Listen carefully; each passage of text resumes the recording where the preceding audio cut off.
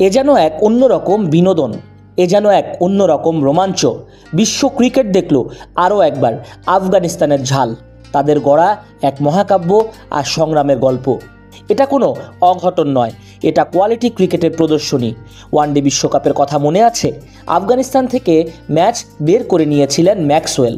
128 বলে 201 রানের মহাকাব্যিক ইনিংস খেলে, অতিমানবীয় ইনিংস খেলে ম্যাক্সওয়েল সেদিন দাঁড়িয়ে গিয়েছিলেন, খুঁড়িয়ে খুঁড়িয়ে দলকে জিতিয়েছিলেন। এদিনও ম্যাক্সওয়েল যেন একাই ওয়ান ম্যান আর্মি, ঝান্ডা হাতে আফগানদের বিপক্ষে হার এড়াতে চেষ্টা করে আসছিলেন তিনি। তবে দলীয় 106 রানে ম্যাক্সি ফিরে গেলে মুড়ি মুড়কির মতো অজিরা ধসে পড়ে। ম্যাক্সওয়েল 41 বলে 59 রান করে প্যাভিলিয়নে ফেরেন। মার্কাস স্টোইনিস 11, মিচেল মার্শের 12, এই ছাড়া অস্ট্রেলিয়ার বাকি ব্যাটারদের রান সিঙ্গেল ডিজিট। প্যাট কামিন্সের টানা দ্বিতীয় হ্যাট্রিকে আফগানিস্তানকে 148 রানে আটকে দিয়েছিল অস্ট্রেলিয়া। তবে এই আফগানিস্তান ঘুরে দাঁড়ানোর গল্প লিখতে পারে, তা আবারও প্রমাণ হলো। টি-20 বিশ্বকাপে সুপার 8-এর ম্যাচে অস্ট্রেলিয়ার বিপক্ষে আফগানরা পেয়েছে 21 রানের ঐতিহাসিক জয়, অভাবনীয় জয়। এই জয়ে দ্বিপাক্ষিক সিরিজ না খেলা, ওয়ানডে বিশ্বকাপ হেরে যাওয়ার মতো যন্ত্রণাগুলো মেটানোর পাশাপাশি সুপার 8-এ গ্রুপ 1-এর সমীকরণও জটিল করে তুলেছে রশিদরা। সেমিফাইনালে উকি দিচ্ছে তাদের সামনে।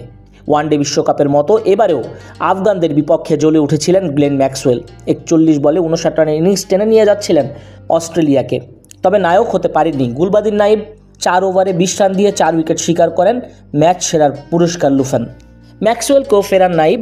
106 রানে ম্যাক্সওয়েল বিদায় নেওয়ার পর হুড়মুড়িয়ে পড়ে অজি লাইন আপ। 7 রানে হারায় 4 উইকেট। শেষ পর্যন্ত 4 বল বাকি থাকতে 127 রানে অল আউট হতে হয়। ফজল হক ফারুকি উইকেট না পেলেও নাভিনুল হক শিকার করেন 3 উইকেট। কয়েক ম্যাচ নিষ্প্রভ থাকার পর স্বরূপে ফেরেন গুরবাজ জাদরান জুটি।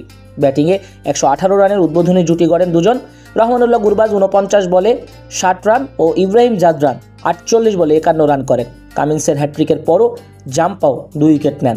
বিশ্বকাপ ইতিহাসে প্যাট কামিন্সই একমাত্র বোলার যিনি টানা 2 ম্যাচে হ্যাট্রিক করলেন।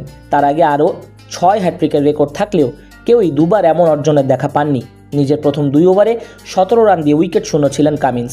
ইনিংসের 18 ও নিজের তৃতীয় ওভারে এসে মাত্র 4 রান খরচ করে রশিদ খানের উইকেট তুলে নেন কামিন্স। এরপর ইনিংসের শেষ ওভারে এসে প্রথম 2 বলে করিম জানাত ও গুলবাদিন নাইবকে ফিরিয়ে হ্যাট্রিক তুলে নেন কামিন্স।